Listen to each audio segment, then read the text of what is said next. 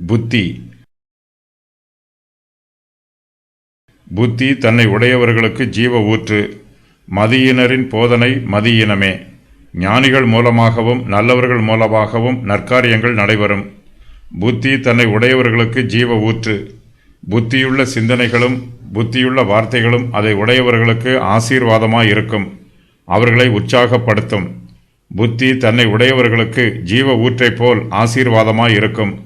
ஜீவ ஊற்றில் இருந்து தண்ணீர் எப்போதும் சுரப்பது போல புத்தியுள்ளவர்களுக்கு அவர்களுடைய புத்தியினால் அநேக நன்மைகள் கிடைக்கும். மதியினரின் இருதயத்தில் மூடத்தனம் நிரம்பி இருக்கிறது. இவர்களுடைய வார்த்தைகளினாலும் செய்கைகளினாலும் யாருக்கும் ஒரு பிரயோஜனமும் உண்டாகாது. மதியினர் மதியினமாக பேசுகிறார்கள், மதியினமான காரியங்களை நடப்பிக்கிறார்கள். மதியினரின் போதனை மதியினமே. இவர்களுக்கு புத்தியையும் ஞானத்தையும் போதிக்க தெரியாது. இவர்களிடத்தில் புத்தியும் ஞானமும் இல்லை. மதியினரால் யாருக்கும் ஒரு நன்மையும் உண்டாகாது.